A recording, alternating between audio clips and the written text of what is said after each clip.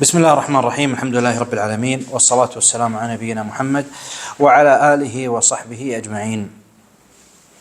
أما بعد، فقد مر معنا جمع القرآن بمعنى الحفظ، والآن سنأخذ جمع القرآن بمعنى الكتابة. وما حصل من الكتابات للقرآن هي 3 كتابات سنأخذها: كتابة في زمن النبي صلى الله عليه وسلم، وكتابة أخرى في زمن أبي بكر الصديق رضي الله عنه، وكتابة ثالثة في زمن عثمان رضي الله عنه واستمرت إلى اليوم. هي الآن نسميه المصحف إيش؟ خط إيش؟ العثماني، نسبة إلى من؟ إلى عثمان بن عفان رضي الله عنه. سنأخذ الكتابات هذه بالتفصيل. الكتابة الأولى: تم كتابة القرآن في زمن النبي صلى الله عليه وسلم.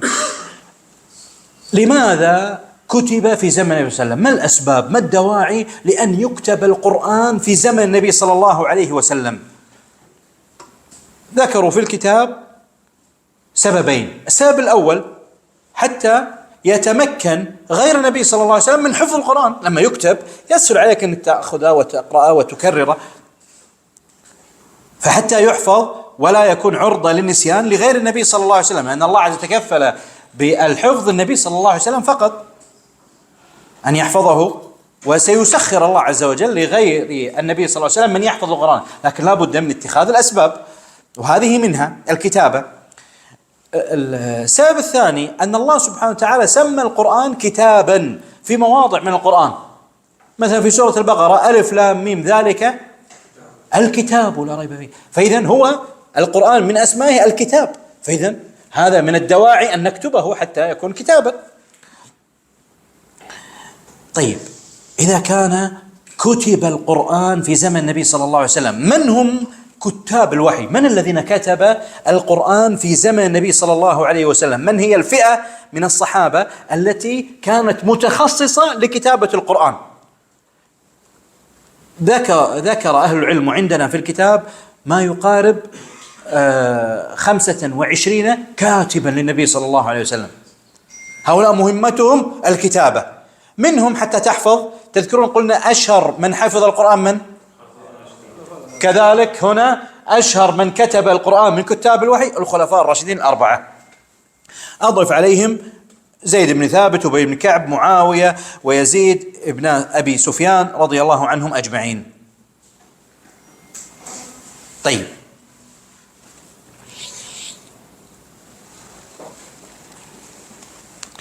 يعني في بعض الكتب يذكرون عدد من كتاب الوحي، وبعض الكتب يذكرون عددا آخر، وبعضهم يذكر هنا ما يذكر هنا. لماذا؟ لأنه يشتبه ويدخل على من هم كتاب النبي صلى الله عليه وسلم عموما، سواء رسائل للملوك، سواء لأي شيء آخر، أو كتاب القرآن فقط، كتاب الوحي.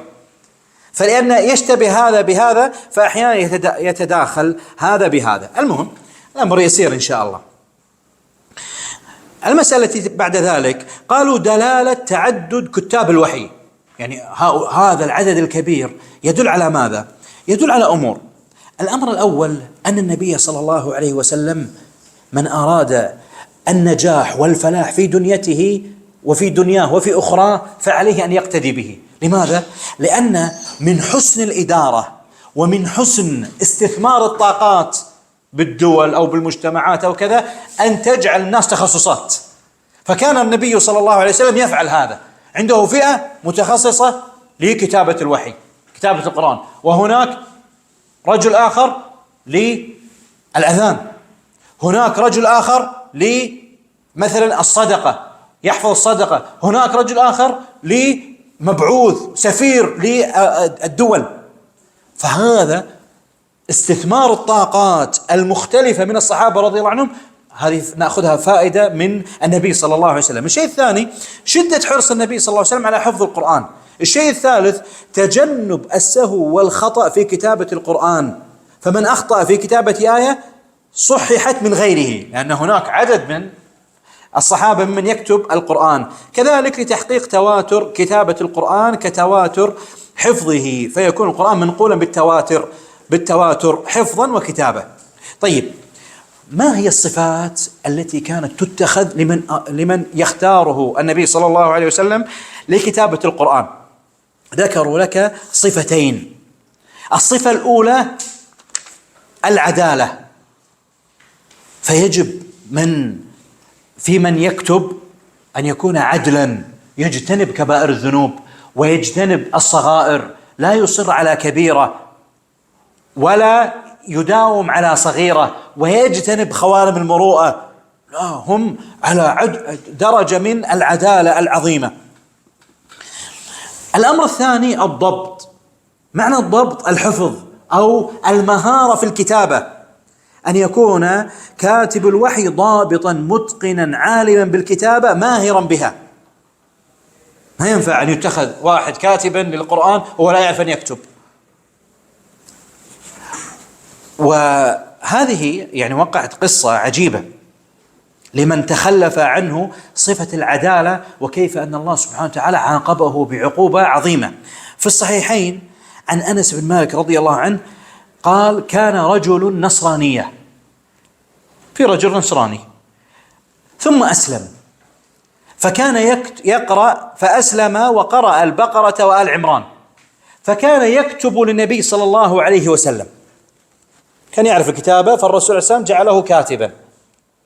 ثم نسأل الله العافية ارتد، رجع للنصرانية مرة أخرى وترك الإسلام، فكان يقول: ما يدري محمد إلا ما كتبت له. هو كان كاتبا ما يعرف شيء، محمد ما يدري إلا ما كتبت له. فأماته الله فدفنوه، مات هذا النصراني الذي أسلم ثم ارتد. فلما دفنوه أصحابه الكفار لفظته الأرض. سبحان الله، الله عز وجل جعل الأرض تخرج هذا الإنسان. فقالوا: هذا فعل محمد وأصحابه، هم الذين أخرجوه وكذا، حتى يخيفوا من يفعل مثل فعله. فحفروا له مرة أخرى فأعمقوا، جعلوا القبر عميقا، فأصبح وقد لفظته الأرض مرة ثانية. سبحان الله. فقالوا: هذا فعل محمد وأصحابه، نبشوا عن صاحبنا لما هرب منهم فألقوه، هم اللي فعلوا هذا الفعل. فحفروا له مرة ثالثة وأعمقوا له في الأرض ما استطاعوا، عمقوا القبر ما استطاعوا، فأصبح وقد لفظته الأرض، فعلموا أنه ليس من الناس. يعني هذا عرفونا، لا، هذا عقوبة، هذا الأرض سبحان الله لفظت هذا الإنسان الذي فعل ما فعل، وافترى على النبي صلى الله عليه وسلم ما افترى. ونحن نؤمن بهذا لأنه ورد بأصح الكتب عندنا، ونعرف أن الله سبحانه وتعالى قادر على كل شيء. أما الذي في قلبه شك والذي في قلبه مرض ربما يقول: أرض دخل هذا عقوق، يعني أرض تخلي واحد يطلع، الأرض تخلي واحد يطلع، إيش المشكلة؟ إذا الله عز وجل أمر الأرض أن تلفظ من فيها، والله تلفظه، ومن أيسر ما يكون. المسألة التي بعد ذلك، ماذا كانت مهمة كتاب الوحي؟ ماذا يعملون؟ أول شيء أنهم يكتبون ما يأمرهم به النبي صلى الله عليه وسلم، كما أتى عن البراء بن عازب رضي الله عنه قال: لما نزلت لا يستوي القاعدون من المؤمنين، قال النبي صلى الله عليه وسلم: اكتب لا يستوي القاعدون، الحديث. فهو كتاب الوحي متخصص، إذا استدعاه النبي صلى الله عليه وسلم وقال له اكتب يكتب. الشيء الثاني الاستعداد للاستجابة الفورية والمجيء متى دعاهم النبي صلى الله عليه وسلم بعد نزول الوحي عليه، يعني كأن هذه وظيفته، فهو مستعد متى ما أمره النبي صلى الله عليه وسلم أو طلبه أن يأتي. وذكروا في ذلك حديثا في صحيح مسلم عن ابن عباس رضي الله عنهما قال: كنت ألعب مع الصبيان، فجاء رسول الله صلى الله عليه وسلم فتواريت خلف الباب، يعني استخبأت خلف الباب. قال: فجاء فحطني، حطأ أو حطأ، ما ذكروا هنا الضبط، أي دفعني بكفه بين الكتفين، هذه حطأني حطأ أو حطأ، الله أعلم ما هو التشكيل.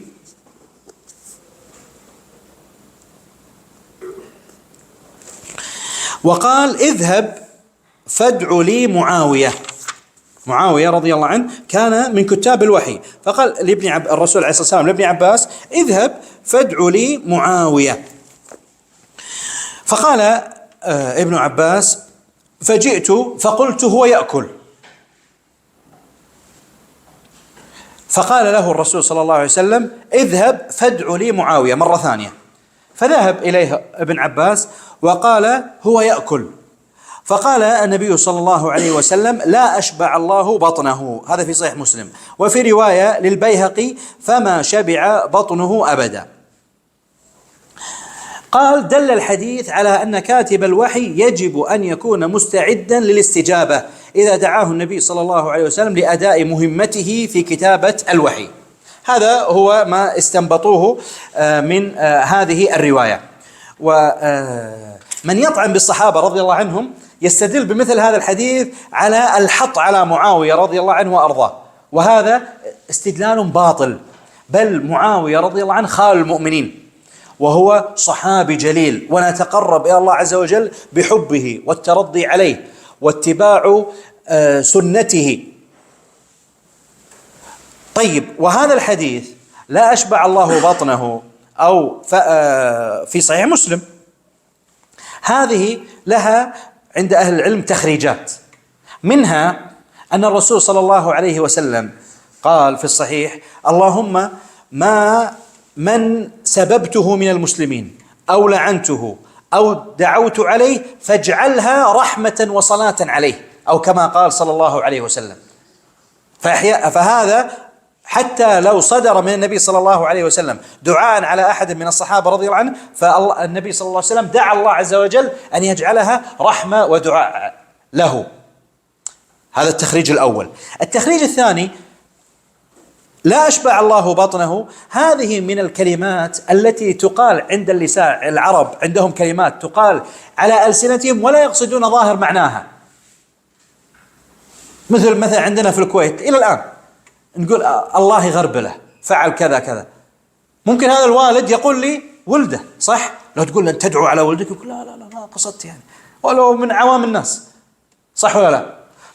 الرسول صلى الله عليه وسلم قال لمعاذ بن جبل لما قال له أو مؤاخذون بما نتكلم به يا رسول الله، ماذا قال له النبي صلى الله عليه وسلم؟ حديث في 40 نووية ما تعرفونه. قال أو مؤاخذون بما نتكلم به يا رسول الله؟ قال ثكلتك أمك يا معاذ. إيش يعني ثكلتك أمك؟ يعني فقدتك، يعني دعا عليه بالموت. هل قصد الرسول صلى الله عليه وسلم يدعو عليه بالموت؟ في مقام، لكن هذه من الكلمات التي تقال على اللسان ولا يقصد ظاهرها. لكن من لا يفهم يأخذ مثل هذه الروايات للطعن بالصحابة رضي الله عنهم وأرضاهم. من الأدلة بهذه الرواية على فضل معاوية رضي الله عنه أن الرسول صلى الله عليه وسلم اختاره لكتابة الوحي، فكان يثق به، ولو كان لا يثق به ما يجعله بهذه المهمة العظيمة، ولا لا؟ فهذا دليل على فضل معاوية رضي الله عنه وأرضاه. والرسول عليه السلام ورد عنه كذلك من فضائل معاوية أنه دعا له، قال له اللهم اجعله هاديا مهديا أو اللهم علمه الكتاب.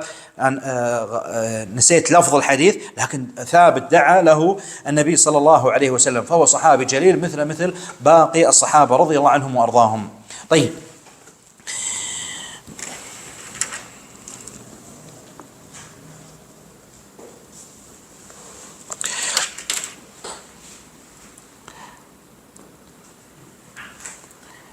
هذه إذن المهمة الثانية التي ذكرت في الكتاب. الأول الكتابة بأمر النبي صلى الله عليه وسلم، الثاني أنه يستعد الكتابة متى ما طلب منه النبي صلى الله عليه وسلم كأن هذه وظيفة عنده. الأمر الثالث أن يرتب الآيات عند كتابتها في السور. فالرسول صلى الله عليه وسلم كما ورد عند أحمد عن عثمان رضي الله عنه أن الرسول صلى الله عليه وسلم كان إذا نزل عليه الشيء يدعو بعض من كان يكتبه فيقول ضعوا هذه الآية في السورة التي يذكر فيها كذا وكذا، يعني ضع هذه الآية في السورة الفلانية، فكان الصحابة يرتبها. طيب، هذا يكتبها مرتبة الآيات، ثم بعد ذلك يعرضها على النبي صلى الله عليه وسلم عشان إذا في خطأ يصححها. مراجعة المكتوب مع النبي صلى الله عليه وسلم ورد عند الطبراني عن زيد بن ثابت قال: كنت أكتب الوحي عند رسول الله صلى الله عليه وسلم وهو يملي علي، فإذا فرغت قال: اقرأ، حتى يتأكد الرسول عليه السلام. قال: فأقرأه، فإذا كان فيه سقط أقامه، ثم أخرج به إلى الناس. فإذا هذه مهام كتاب الوحي، 4 أشياء: يكتب بأمر النبي صلى الله عليه وسلم، يكون مستعدا إذا نزل شيء من الوحي أن يذهب إذا طلب. الأمر الثالث أن يرتب الآيات في السور كما أمره النبي صلى الله عليه وسلم. الأمر الرابع أن يعرض ما كتبه على النبي صلى الله عليه وسلم حتى يصحح ما كتب. طيب، ما هي المسألة التي بعد ذلك؟ أدوات الكتابة والتدوين في عهد النبي صلى الله عليه وسلم. كانت الأدوات يعني بدائية كما يقال، أو أدوات ليس كما توفر عندنا الآن من ورق ومن أمور أخرى، لا، كانت متعددة. ذكروا عندكم في الكتاب 6 أمور، 6 أمور. الأمر الأول الرقاع، يكتب القرآن على الرقاع. ما هي الرقعة؟ هي كل ما يتخذ للكتابة عليه من الجلد والورق، وتسمى عند المصريين قديما البطاقة، ومنه قطع الأديم وهو الجلد المدبوغ. المدبوغ هي عملية للجلد يصفى ويخرج منه الدماء وكذا حتى تزال الرطوبة، كما عرفت عندكم بالكتاب: إزالة رطوبة الجلد وأن ييبس. قالوا إزالة رطوبة الجلد ويبسه، يعني هو ييبس لكن جعلوه كأن لإزالة المهم إن هي عملية معالجة الجلد بعد السلخ حتى يستعمل هذا الجلد.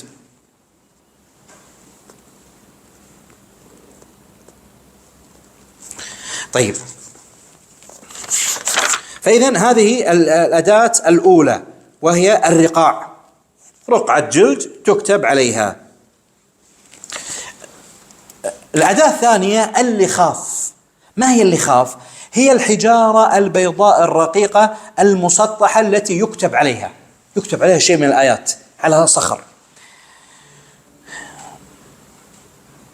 الأداة الثالثة العسب. ما هو العسب؟ جمع عسيب، وهو جريد النخل، أي سعفه يكشط طرفه العريض ويكتب عليه، يكتب عليه آيات. وقيل العسيب ما لا ينبت عليه الشوك، أما ما نبت عليه الشوك فهو السعف، ويسمى الاثنين جريد نخل. طيب، الأمر الرابع الكرانيف، وهي جمع كرنوفة أو كرنافة، وهي أصل السعفة الغليظة وطرفها العريض. فإذن العسب جريد النخل، الجريد نفسه. أما الكرانيف هي أصل السعفة وطرفها العريض، التي إذا يبست صارت كالأكتاف. الأداة الخامسة الأكتاف للحيوانات، أجلكم الله. أكتاف جمع كتف، وهو العظم العريض للإبل والغنم، كان إذا جف كتبوا عليه، وخاصة أكتاف الإبل. لماذا؟ أعرض وأكبر. أحسنت. الأداة السادسة الأقتاب، وهي جمع قتب، وهي الخشب التي يوضع أو الذي عفوا وهي الخشب الذي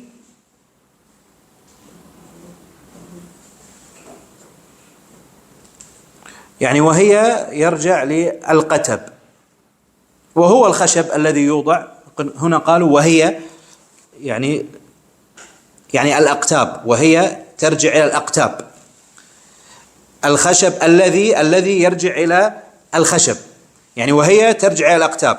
الخشب الذي وهي يعني الأقتاب هي الخشب الذي يوضع على ظهر البعير ليركب عليه. احنا نسميه الاشداد. الاشداد شلون؟ اشرح لنا اياه.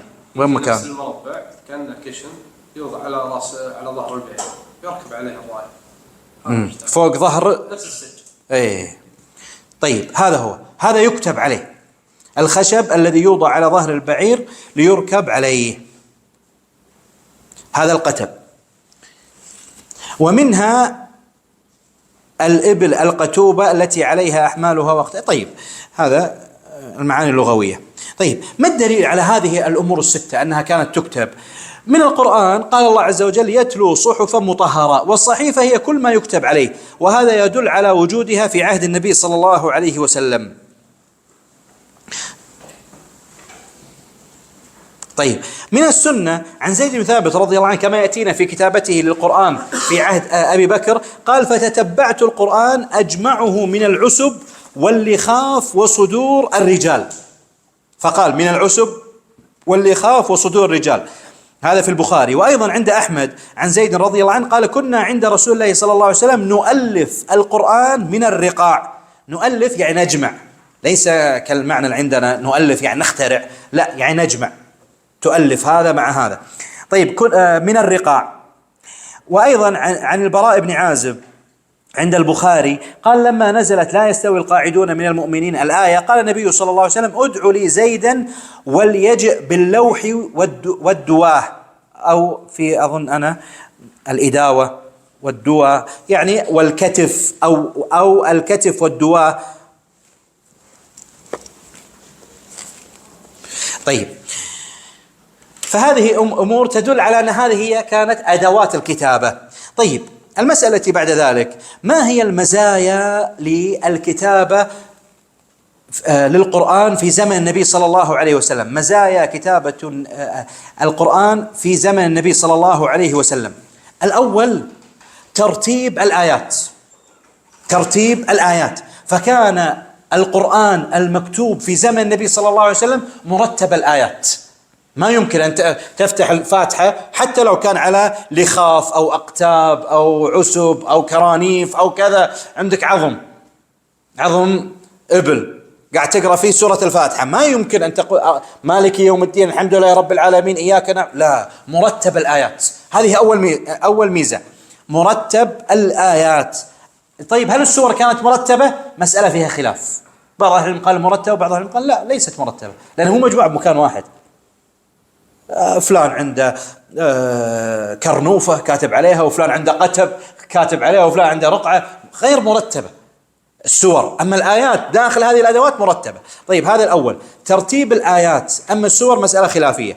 الأمر الثاني عدم التدوين في مصحف واحد، يعني كتابة القرآن في زمن النبي صلى الله عليه وسلم لم يكن يكتب في مصحف واحد في مكان واحد، لا كان مفرقا.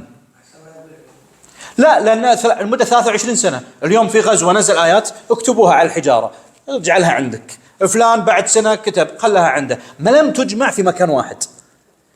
على بسبب ما الأسباب التي لم تكتب في مكان واحد؟ هذه المسألة التي ستأتينا. لماذا؟ أول شيء ما الأدلة أنه لم يكتب في مصحف واحد؟ قول زيد بن ثابت أو رضي الله عنه فيما ذكره ابن حجر في الفتح: قبض النبي صلى الله عليه وسلم ولم يكن القرآن جمع في شيء، يعني في مكان واحد. أيضا قول زيد بن ثابت فيما سيأتينا في البخاري قال: فتتبعت القرآن أجمعه من العسب، يعني المسألة تحتاج إلى تتبع، ليس في مكان واحد. كذلك قول أبي بكر رضي الله عنه لعمر حين أشار عليه بكتابة المصحف، هذا الكتاب الثاني التي ستأتينا إن شاء الله، قال له أبو بكر: كيف تفعل شيئا لم يفعله رسول الله صلى الله عليه وسلم؟ ما هو الذي لم يفعله؟ مجرد الكتابة أم الجمع في مكان واحد؟ الجمع، ولا كتب الرسول عنده كتاب الوحي لكن يكتب في مصحف واحد في مكان واحد. هذا الذي قال أبو بكر لعمر رضي الله عنهم: كيف تفعل شيئا لم يفعله رسول الله صلى الله عليه وسلم. ونقل الإجماع على ذلك. طيب ما الأسباب؟ لماذا مثل ما قال عبد العزيز لماذا ما كتب القرآن في زمن السلام في مكان واحد؟ قالوا: واحد، عدم وجود الحاجة لأن يكتب في مكان واحد. لماذا؟ لأن الرسول صلى الله عليه وسلم هناك ضمان إلهي أنه سيحفظ القرآن، فما عندنا خوف أن ننسى القرآن، كما قال الله عز وجل: إن علينا جمعه وقرآنه. ولكثرة الحفاظ في عهد النبي صلى الله عليه وسلم فكانت الخشية من ضياعه في عهد النبوي منتفية. أما بعد وفاته صلى الله عليه وسلم وموت الكثير من الحفاظ لم يأمن المسلمون من نسيانه، فبادروا إلى كتابته في مصحف واحد. هذا السبب الأول، عندنا ضمان الرسول سام حافظ القرآن فما في حاجة. الأمر الثاني، هذه طبعا حكم أسباب مستنبطة الله أعلم فيها. الأمر الثاني، لأن القرآن نزل مفرقا على كم سنة؟ 23 سنة ما ينزل جملة واحدة، فيصعب أن تكتبها أنت في مكان واحد لمدة 23 سنة. تخيل في بحث تكتبه أنت في مدة 23 سنة، تكتب بالكويت وبالسعودية وسافرت علاج كتبت وكذا وكذا، تجد الأوراق أو خاصة مع الأدوات القديمة صخر وعظم وكذا مشتتة بكل مكان. فهذا الأمر الثاني، أن نزول القرآن منجما في 23 سنة يجعل الأمر فيه تعذر وصعوبة لكتابته في مكان واحد. الأمر الثالث، ترتيب الآيات والسور في القرآن يختلف عن ترتيب النزول للآيات والسور. الآن أول ما نزل إيش؟ اقرأ، أول 5 صدر سورة العلق، هل هي أول ما كتب من المصحف؟ ثاني ما نزل تذكرون؟ إيش بعد اقرأ ماذا نزل؟ يا أيها المدثر. انظر، فترتيب النزول للقرآن ليس هو ترتيب المصحف، فيصعب مع ترتيب النزول أن نرتب القرآن ترتيبا آخر لمدة 23 سنة. هذا قد يكون سبب أيضا آخر لعدم كتابة القرآن في مصحف واحد. أيضا الأمر الرابع، قالوا وقوع النسخ في القرآن الكريم في العهد النبوي، وخاصة نسخ التلاوة، فلو جمع القرآن في مصحف واحد لشق معه إضافة الجديد الناسخ وإزالة المنسوخ، خاصة مع تعذر وجود آلة الكتابة المعينة على ذلك. أخذنا النسخ من قبل، ما هو النسخ؟ أخذناه ولا لا؟ ها؟ طيب أنا بس أبي ربعي عشان أتأكد لهم مع الاختبار، قول لنا النسخ.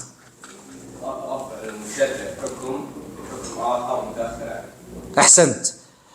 وهناك تعريف آخر نذكر في الروضة، رفع خطاب متقدم بخطاب متراخ عنه.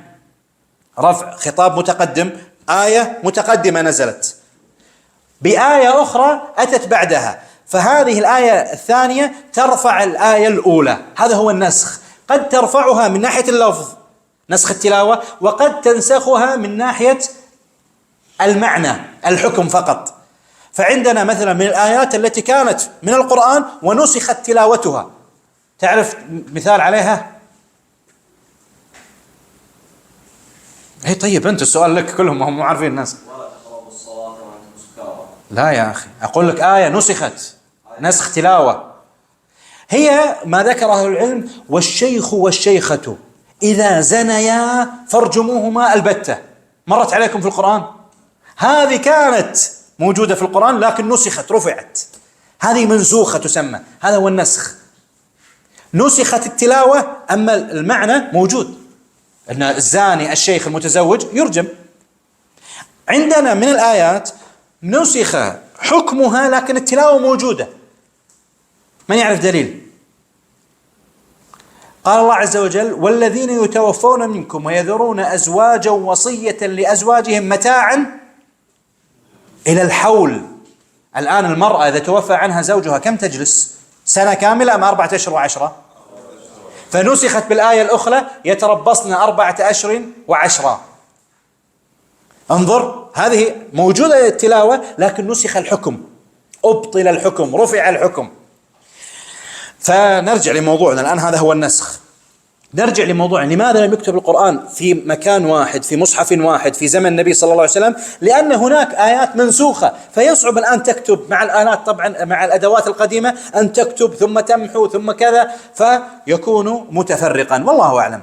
ثم قالوا سبب آخر، لكن نكتفي بهذه الأسباب التي أخذناها، وأسأل الله عز وجل أن ينفعني وإياكم بما ذكرت، وجزاكم الله خيرا، والحمد لله رب العالمين.